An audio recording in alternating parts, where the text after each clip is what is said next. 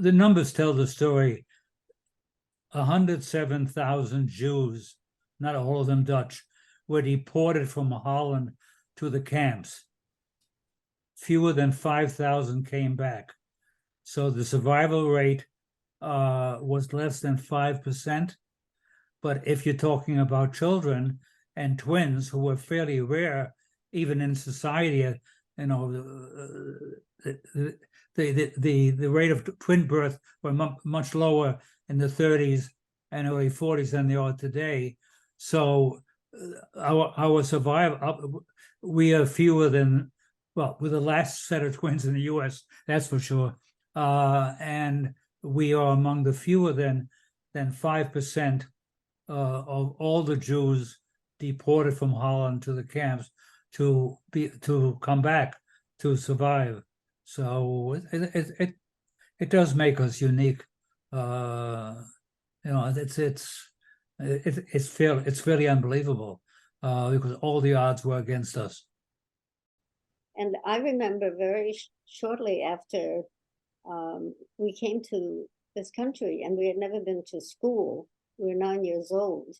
We were like the showcase twins of the Holocaust. So we were pulled out of school almost every day to, be celebrated or honored at the UN and with Eleanor Roosevelt and the mayor of Chinatown, the Voice of America, all over the place. And I asked my mother at some point, I said, well, we don't even know English very well, and we never go to school. Almost every day or once a week or twice a week, we're paraded somewhere. And of course, people made a fuss about it. And so my mother said, well, because you are twins and you survived the Holocaust, and people want to celebrate that you survived. And I told my mother, I don't only want to be a Holocaust survivor. I want to be an American girl. Of course, I was 9 years old. But I guess that's what I wanted to be. And I've loved my life. I've been very privileged. I've loved my career. But you realize that at some point, something nags on your heart, that you have a story to tell, that you don't want people to forget the story. I mean, it's not a joyful story, but yet it is a joyful story because through some miracles and enormous good fortune, we survived as a family. So in a way, it's not a tragedy. It's a true story. And the Holocaust was, you can only describe it as a nightmare, as something that should never be seen again, that should never happen again, and that everyone should remember it and everyone should know about it. I think a lot about it, and I think that if my father or mother had been in the camp alone, they would not have survived.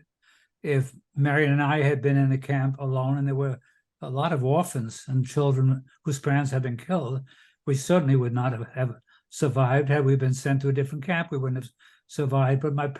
But we gave our parents a reason to live. Just a small example. My mother used to, the food was beyond description. There wasn't food, it was pig slop, actually turnips, what we call kohlrabis. And my mother always shared her meager portion. Everyone was either deathly sick or starved or both. My mother would share her portion with my father because she knew that he needed more calories to sustain himself. So even with these meager rations, this horrible stuff, that fight was still in them. Take half of this, you need it. I've been teaching the Holocaust for 40 years. It's sort of an obsession. Like I've taught the FBI because they have sort of mandatory anti-hate training. They didn't call it that years back, but so that was strictly educational. And most of my teaching has been to high school kids. I won't teach anybody less than a sophomore in high school because they don't get it. All they want to do is hear about gas chambers, and so I don't do that. I want to talk to people who understand. And when we were asked whether we'd be interested in having someone write our story, we actually discussed it. I mean, first of all, there are a lot of Holocaust books out, and we wonder whether one more would make a contribution. I don't think, I'm a little bit, I wouldn't say that our book would in any way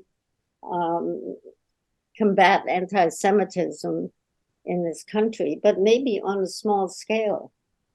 But what really interests me about this publishing company, Regenerate, their major market are the big box stores, Walmart, Costco, Target.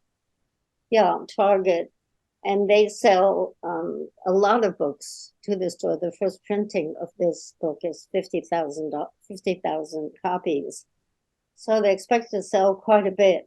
And so I said, well, if people in those stores pick up the book, that would really be great, because they don't know that much about the Holocaust. Most of them, they're not interested. It's being largely forgotten, other than people like us who have a special attachment to it. If we contribute anything, it is enlightenment. Whether it does much good or not, we are telling a story, and if only a few people in the audience learn something they didn't know before, it's a good thing.